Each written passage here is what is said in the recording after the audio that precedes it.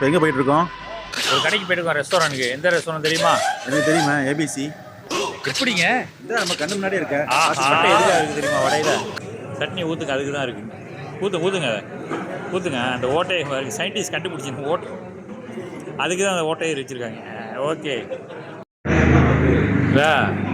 இந்த ஓட்டையில் வந்து இப்படி சட்னி உள்ளே ஊற்றிடணும். அதுக்காக தான் அப்படி சயின்டிஸ்ட் அப்போவே கண்டுபிடிச்சி வச்சுருக்காங்க. இது தெரியுமா உங்களுக்கு? இப்போ தெரியும். இப்போ தெரிஞ்சுங்க. நாளும் ஒரு தகவல் என் கூட சேர்ந்தால் எல்லாம் கற்றுக்கலாம் நீங்கள். இந்த மாதிரி பல அற்புதமான தகவல்கள்லாம் இருக்குங்க. சேனலை ஃபாலோ பண்ணிக்கங்க டிக்டாக்ல, அப்போ தான் உங்களுக்கு தெரியும். இன்றைக்கி இவ்வளோ தான் தகவல், அதுக்கு நான் அடிக்க வந்துடும். ஓகே. ஏபிசிக்கே மேனேஜரா? ஓகே, நல்லா இருக்குமா? சரி, நீங்கள் சொல்ல நம்பி குடிக்கிறோம், வைங்க. எங்களுக்காக ஸ்பெஷலா? வேறு மற்றவங்களாம் நோமலா? குடிங்க பாப்பா, அப்படி இருக்குன்னு குடிச்சு பாருங்க. குடிச்சதப்ப இங்கே பார்க்குறா, உள்ளே போயிடறமே. Abhiji super G. இன்னைக்கு அவர் பிளாஞ்சா? அன்னைக்கு சட்னி நான் பிளாஞ்சா? வாழைக்காய் பஜ்ஜி. அது சொல்லவே இல்லை.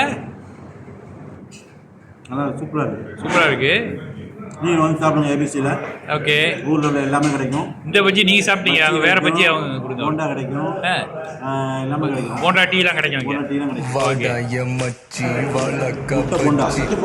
முட்டை போண்டா திட்டுற மாதிரி இருக்கு. ஏன் இதுக்கு முட்டை போண்டா பேர் வச்சு? அப்போ இது வாழைக்காய் போண்டான்னு தான் சொன்னீங்க, வாழைக்காய் பஜ்ஜின்னு சொல்கிறீங்க. ஏதோ பதில் இருக்கா உங்கள்கிட்ட? முட்டை போண்டா சரி, இது ஏன் வாழைக்காய் போண்டான்னு சொன்னால் வாழைக்காய் பஜ்ஜின்னு சொல்கிறீங்க?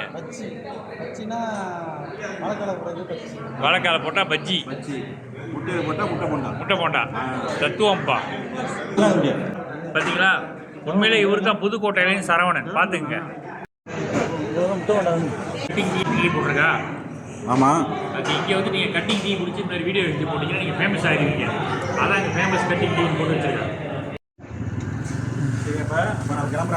அப்போ கிளம்புறேன். இப்போவே கிளம்புங்க. அப்போ